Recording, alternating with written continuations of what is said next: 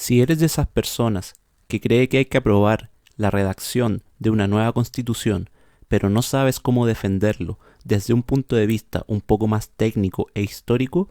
te invito por favor a oír estos argumentos para nutrirte de datos que quizás moldeen tus opiniones. Primera parte. ¿Cómo se han redactado las constituciones anteriores de Chile? La primera razón del por qué debemos aprobar es el hecho de que es un hito histórico en la historia de Chile. Las constituciones a lo largo de la historia de Chile se caracterizan por tres elementos. Son constituciones de larga duración, la redacción de estas se da en un momento de crisis del país y los redactores nunca han sido escogidos de forma democrática. Hagamos una especie de resumen de cómo se redactaron las tres grandes constituciones del país y cómo cumplen estos tres elementos. La primera fue la de 1833, duró 90 años aproximadamente y sufrió múltiples cambios que hicieron que el sistema político de Chile fluctuara desde un presidencialismo fuerte y autoritario a un sistema parlamentarista. Se redactó luego de una guerra civil que dividió a los sectores conservadores y liberales del país, y su redacción fue encargada por la Gran Convención, que era un grupo de 36 personas, en su mayoría parlamentarios, a un grupo de 7 personas, lideradas por el redactor Mariano Egaña. En esta no hubo forma de escoger a los redactores, no hubo un plebiscito de salida para aprobarlo, solo se designó un grupo que la redactó y la Gran Convención, con el presidente José Joaquín Prieto, la aprobaron en 1833. La segunda Gran Constitución duró aproximadamente 50 años, la de 1925, y surge luego de una crisis política enorme de Chile, en donde los militares intervinieron el Congreso Nacional en el hecho conocido como el ruido de sables, y que hizo que el presidente Arturo Alessandri Palma dejara la presidencia durante 6 meses antes de retomarla en 1925. La redacción de la Constitución se la encarga el presidente a una comisión consultiva de miembros escogidos por el gobierno,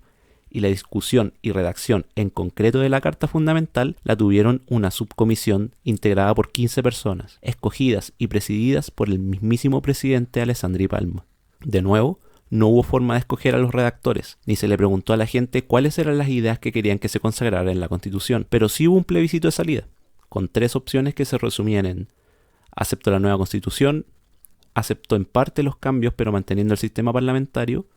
o no acepto ningún cambio, ganando el cambio de Constitución por casi un 95% de los votos. Claro, sin representación de toda la población. Por ejemplo, no sería hasta los años 50 que las mujeres podrían votar y tener derechos políticos plenos en Chile. La tercera es la Constitución actual, la de 1980, que nace en un contexto de crisis política gigante, en donde los militares intervinieron el poder político, sacando al presidente Salvador Allende, cerrando el Congreso Nacional e instalando en el poder primeramente a la Junta Militar, conformada por los altos cargos de Fuerzas Armadas y de Orden, para después instalar a la cabeza del gobierno al general Augusto Pinochet. El estudio para la redacción de una nueva constitución comienza días después del golpe de Estado, formando un grupo de estudios que entregaría un anteproyecto de constitución política, conocido como la Comisión Ortúzar, liderada por Enrique Ortúzar y teniendo como miembros a destacados juristas del derecho constitucional. Quizás el más conocido y controversial fue Jaime Guzmán, fundador de la UDI.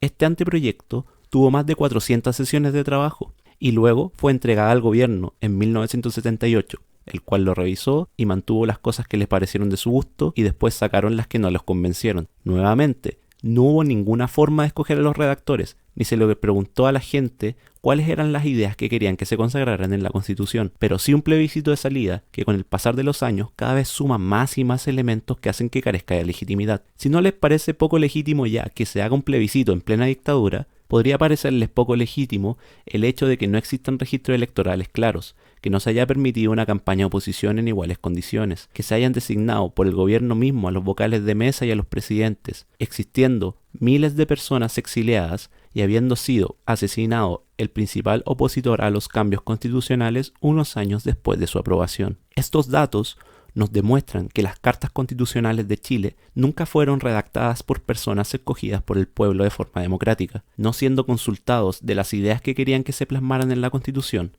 de las personas que querían que discutieran su contenido y solo consultándoles si les gustaba el texto final, siendo que, como vimos, se dieron en un contexto súper cuestionable. Algunos dicen que la Constitución actual es la Constitución del presidente Lagos y la llaman la Constitución del 2005, pero esta se da en un acuerdo político, sin consulta alguna a la población, siendo una especie de trato entre la Concertación por los Partidos de la Democracia y la Alianza por Chile para quitar los puntos más cuestionables del texto original de 1980,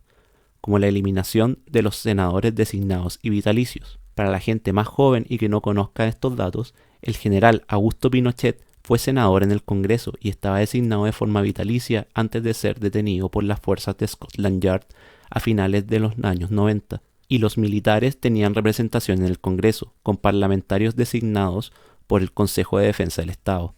Otros cambios que se hicieron fue la eliminación de la parte que decía que las Fuerzas Armadas son los garantes de la institucionalidad del país, y el hecho que los generales de Fuerzas Armadas y el director de Carabineros ya no fueran cargos inamovibles y sean destituibles por el presidente de la República, entre otros cambios. Aún así, estos cambios se centraron más en la organización del país y no en las bases ideológicas y los derechos fundamentales que hoy en día provocan muchas de las controversias con los órganos como el Tribunal Constitucional, cuestión que veremos en unos videos más. El plebiscito de abril se da en un contexto de un acuerdo político de los partidos que integran el Congreso Nacional, pero no de forma unilateral, sino consultando a las personas si es que quieren un cambio de constitución. ¿Cómo quieren que se integre la convención que redacte la nueva carta?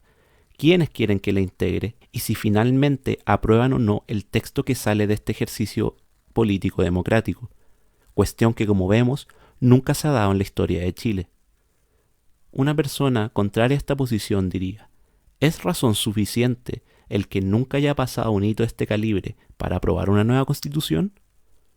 No, pero vamos a ver cómo se relaciona directamente con los demás argumentos que presentaremos más adelante, principalmente en el próximo video en donde hablaremos sobre la crisis de representación política que vive Chile hoy en día.